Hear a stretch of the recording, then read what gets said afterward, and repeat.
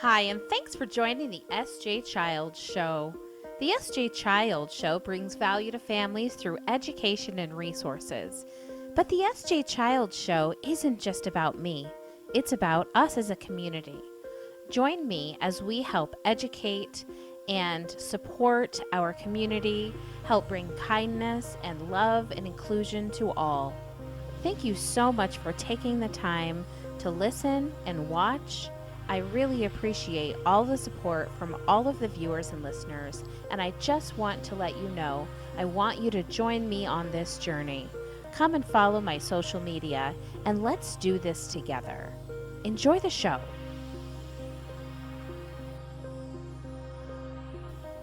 Introducing Autism Vehicle Home Safety Kits, Emergency Responder, alert stickers, personal profiles with autism needs and a communication board, masks and earplugs, keeping families and emergency responders educated and safe.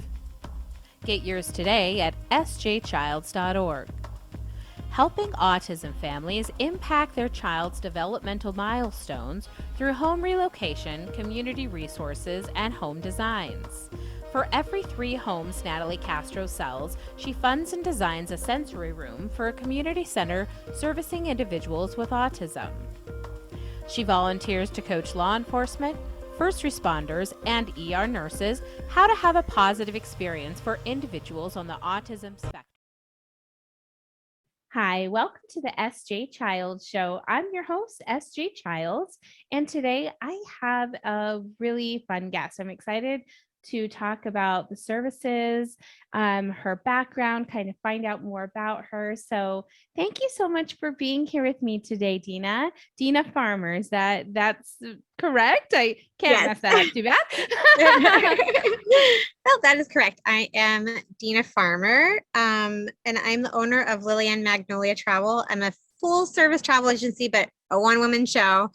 And I help families and families with autistic kids travel the world. And it's definitely a personal passion project for myself because my oldest son has been diagnosed with autism, and I am now officially entering the journey and trying to see if my youngest son might be on the spectrum as well. So Yeah. very, very personal to me about my business. Isn't that so true? And just like you had said, we oftentimes find ourselves as parents and learning about our child, and then we kind of can take a look at the rest of our family. And for me, you and I haven't spoke before or anything, but for me, I found out 6 years later that my husband was on the spectrum, which then evolved into both of our daughters. One's 22 and one is 10. And so to see just the different levels and support and, intelligent, like brilliance that evolves within my home. And it's so fascinating. And you really I love that I can kind of give people a new perspective, of what it looks like to see autism as a beautiful thing and see the successes that can come of it.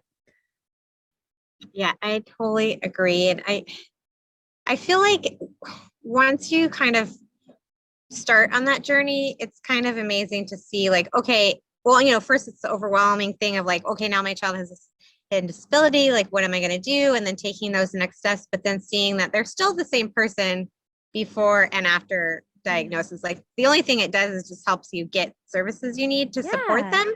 But like, yeah, my oldest son is like very creative and he's such a kind and giving little boy. It's just really amazing and like makes me like, I'm so glad that you picked me right to be your mom, Yeah, no, I think that is so incredible.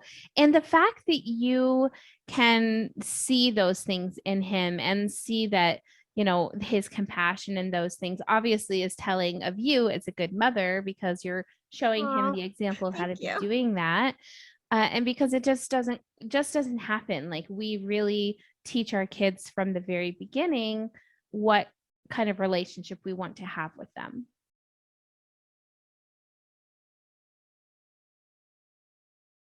Looks like our internet just froze up for 1 second, but that is not a problem. We will continue with our conversation as soon as it clears up. Yeah, so it's just so important that we, see our kids for who they are to be able to give them the best support possible. I completely agree. And I feel like, I don't know, like once that diagnosis gets offered, well, I don't want to say offered, but like once it happens, it just feels like it's like, okay, now I can move on to the next step. And I don't feel as overwhelmed because now I know what I'm working with, as opposed to all those questions of, am I like a terrible parent? Like, obviously, I'm doing a horrible job because I can't address these behaviors and I don't know how to support him. I'm sorry. Furthest from the truth, though. Absolutely. Right. Because you really Yeah. are doing all you can. And really, you're coming with all that you have from your childhood and from how you were parented. And so as with more than one child, I was fortunate, I guess, and bless my stepdaughter's heart, but to have raised, a child from 5, she's 22 now. And so I've raised an adult, and I see all of the error that I brought with me in maybe the things I wouldn't have wanted to have parented like. And now I am like, okay, I'm sorry, stepdaughter. We've had that conversation, and she's very understanding that, like I just said, we came with what we had, with what we knew was, and thought we were doing the best. Now we realize maybe things can be done a little bit better, and we can make things a little bit easier the next time around, and the next time around again. Or give room for like, I mean, even, my boys are, well, my oldest is the same age as your youngest. And I have my youngest is 4, but even being able to look at what we're doing now as parents, period, like where our children are now, and being able to go, whoa, okay, that was definitely not my best. And then trying, because I personally see a therapist and I talk to her a lot about like my Yeah. parenting and like how can I be my best every day, and what is my baseline for what is my best, I love that. and just working with her to like, I didn't like what I did there, like, so how could I do that better, or like how can I work with my children so that the next time this XYZ situation comes up or whatever, like I can be a better parent every day, because I can only do my best. Yeah. But we don't know what we don't know, right? Yeah. So When we know we can do better, that is yes. it's such a great saying, and that is just so much the truth. And I love that you said something so important, because getting care for yourself, having Mm-hmm. that therapy for yourself is so important. And I, don't go out of the house. I am super lucky to have a husband who went through so much therapy. He therapies everyone now. He's a experienced gained therapist, right? No, I'm just kidding. But Right. yeah, he really like has this logical way of looking at things outside of emotions, which is what they teach you to do. And Mm-hmm. so we're able to, work on things like that with one another. But there, of course, there's times when I need to reach out to other Right. people in my community, and have moms to talk to that are understanding and professionals. And so it's so important. And the thing that you do is such a unique niche, because there's not how many autism travel agents have you ever encountered, right? And so I think it's so special, and really I really want to showcase that. And tell us about like how it started, what kind of got you to decide this is what I'm gonna do with this travel agency. Right. So we are a military family. Sarah and I were talking about this a little bit beforehand, but and she understands because she grew up in a military family too. So like our moves are not by choice. Right. Right. So we move because the military tells us to move. And I started to notice, of course, I started to notice something as young as 18 months that my son had some Oh no, did I freeze again? Nope, you're fine. Okay. I started to notice some differences with my older son. And especially because he was an only child for 6 years, Sure. so he didn't really, there was nothing for me to baseline Yeah. his development or growth off of. So there was things I was like, I don't know, but we'll just keep going along with it. And it wasn't until we got stationed in Hawaii and my youngest son was born that I started to notice like developmentally they were developed, they both developed differently. Yeah. Um, and I wanted to own kids because we've been in the military for so long and you kind of get that bug about the travel bug. And I just woke up one day when it was just this really excessive toe walking that he was doing. And I just said, I just really have questions about this and I really want someone to answer them for me. So I went and got him diagnosed, or like getting help with the toe walking. And from the toe walking that progressed into getting a autism Okay. diagnosis. But like I kept asking developmentalists, like, how can I make our travels easier? Because he seems to struggle a little bit with them. Yeah. And like there's nothing to help us while we're out on the road, Yeah. And I just felt like, gosh, like I must be again a really bad mom, or No. something's like the matter with me. But I know it's not my fault and it's not Yeah. his fault either. The behaviors, it's just that he's simply had sensory issues, and he couldn't really communicate to me what they were. And it wasn't until we started unlocking everything through therapies that I was like, oh my gosh, okay, now I understand. Now that I understand how to better support him, the pandemic happened. Right? Yeah, it's crazy. And I just opened my travel business 2 years prior to the pandemic. And Oh. right before the pandemic happened, I decided to change my business from just selling Disney trips to selling trips to families with autistic kids. And then the world shut down. But at that same time, it was a great opportunity for me, I think, to have a very undivided audience that could hear my message instead of being like, okay, here's all these other travel advisors and they're talking about all this other stuff. It was just like, I have all this time to talk about like how it's possible to travel with your child regardless of where they are on the spectrum if we Mhm. work together, because I don't know your Yeah. child, but if we can talk about like what they need and Yeah. how you and I can best support them. Of course, I can't be on ground with you, and I'd love to be, but I can't. Excuse me. Just being able to reach out to families and finding out like what their needs are and how I can best accommodate them is like where it kind of gradually started, and it's slowly building up momentum as like the world is opening back up Yeah. again. Yeah. Isn't that the truth? It's Yeah, probably, thank goodness, getting a little bit busier for you. And so you offer, do you help just, I mean, because it's all online, obviously. right. So are you able to help anyone from any area then? Just Yeah, travel typically anywhere. anywhere. I can of course work with citizens outside the US, but the bulk majority of my clients are US citizens. And I can help them go anywhere they want to in the world, but generally speaking, what I've been doing lately is almost completely booking families to resorts that are autism certified as an autism center, Yes. or at least they have some kind of autism program, like Beaches does, I know, and like Royal Caribbean, for example, on their ships they have an autism program. But I think that the families that I'm working with have become more comfortable. Sorry, Oh, no that's my worries. oldest. Real life.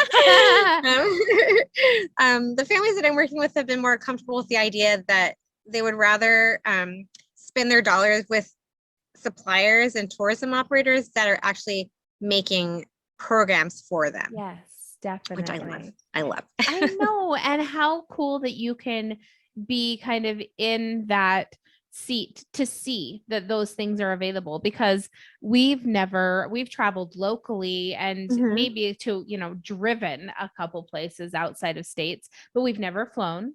We've never Right. addressed what that might look like. We've never, and our our son wants to go to Japan. That is his big dream. And Yeah. he studies Japanese and everything Japan. And so someday we're gonna have a chat. but even just the thought of how could we accommodate, him in all of those areas, it would be so neat to have somebody who had the experience to know who had, know who to connect you with when you got there and things. So what a fascinating service to provide.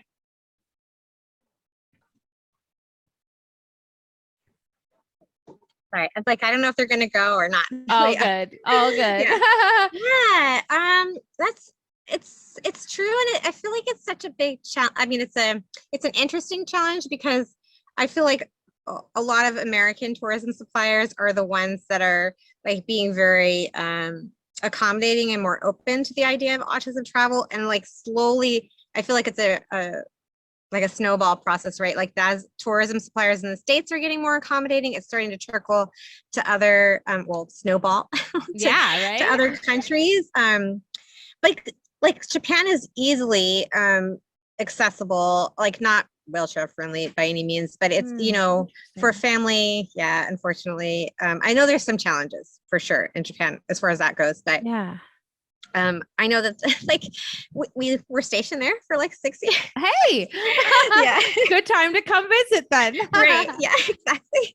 But it's like it can be done even if there isn't like hotels or suppliers that have accommodations. And I feel like especially when I have someone that's going overseas, it's always like a phone call or an email that I can make for the family to just say, hey, the child has autism. Is there any way that you can accommodate like X, Y, and Z, or, Yeah. something like that? And as long as they know, generally speaking, I feel like a lot of suppliers are super duper accommodating in reason. That. And I think that really also puts a lot of the responsibility on the parents to really bring you the right information.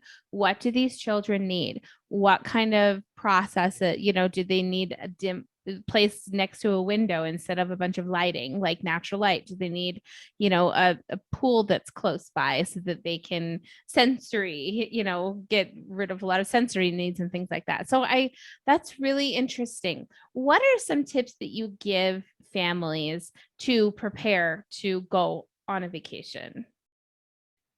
So I feel that one of the biggest tips I always say is I work with your child's therapist if you're in therapy. Love that. Because they're so great. Like my son's had some really phenomenal therapists. I think my youngest son is coming outside now. Family first. I know. Yep. And so like, for example, his occupational therapist has like modeled, what it's going to be like to sleep in a hotel, or like what is expected, when you're going to get on an airplane, or just, simply like what a theme park might, what might you encounter at a theme park kind of situation. And I love that the therapist is able to use what the family is asking them to do and then model and prime the child so that they're ready to travel. And it's not a lot less scary with like social stories or whatever they, however they choose to do that. And then I personally, sometimes my son is like, oh, surprise, like we're going to Universal. And I asked him, oops, sorry, buddy. I asked him, hey, do you want to go to Universal and it be a surprise, or do you want to know what it's going to look like when we get there? Yeah. Just surprise me this time. But there's been other times where he wants to know. And then the beauty of YouTube is that there's so many travel influencers and bloggers out there that have gone to some of the resorts that we go to. And I just show him point of views of like, okay, well, this is what the hotel is going to look like, or this is what the ride is going to look like at Disney World, or, whatever. And I like to always encourage any of the clients that I worked with is to work with your child's therapist, and then to share POVs of what the location is that you're going to visit. Oh, and a third one is involving your child in the planning process. Yes. If they're able to do that, of course. Sure. Thank you.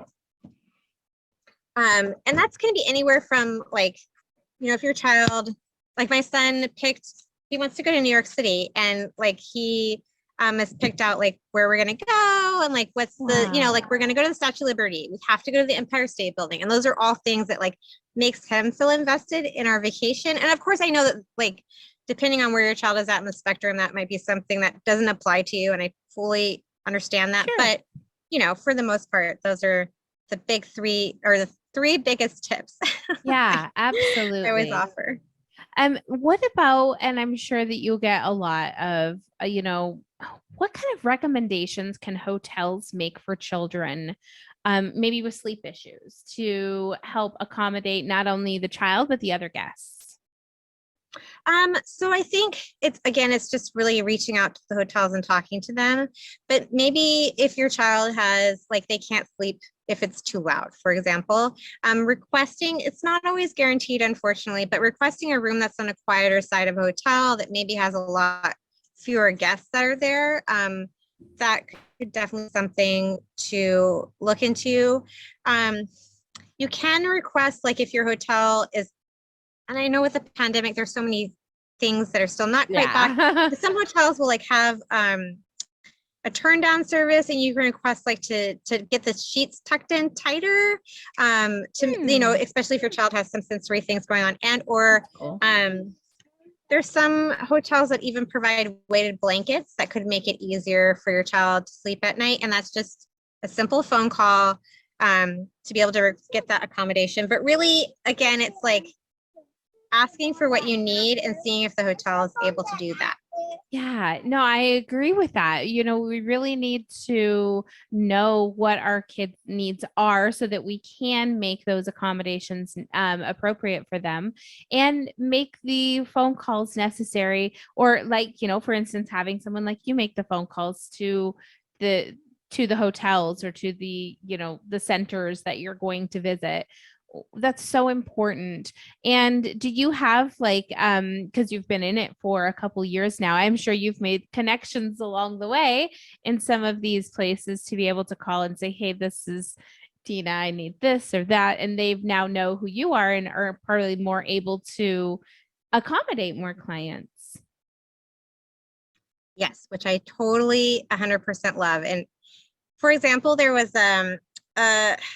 you don't know what you don't know, and you learn stuff along the way. And one of my clients just came back from a vacation in Cancun, and she recently changed her son's sleep medication, and we didn't know that the sleep medication can cause a sun allergy.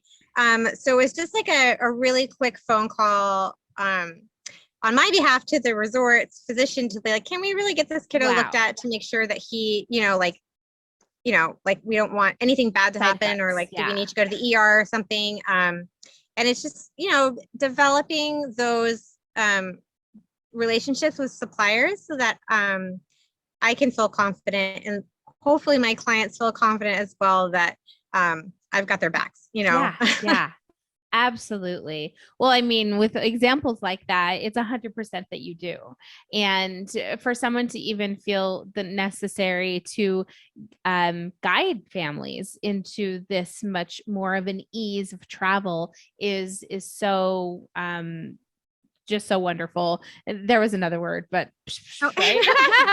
But it's really amazing. And I think that there's not enough knowledge of what you're providing. So I'm so glad that we could have you on today to give people an idea of what that they can have available to them when they ask for what they need. Yes. Absolutely. So do you have a website or somewhere we can send people to get all of this fantastic information? Yes. You can find me at www.lilyandmagnoliatravel.com, and that's Lily, not 3 L's. Yeah. And then it's at Lily and Magnolia Travel on Facebook and Instagram. And I have a YouTube channel, but it's just not like, I'm getting there. Getting there. Right. It all takes growth. Believe me, me too. Me too. It all takes growth and time and work and effort and all the good stuff. Exactly. But yeah, I'll make sure to have all of that up on the screen and down in the description box. So Nobody will need to worry about how to find you. We'll make it easy for them to find you.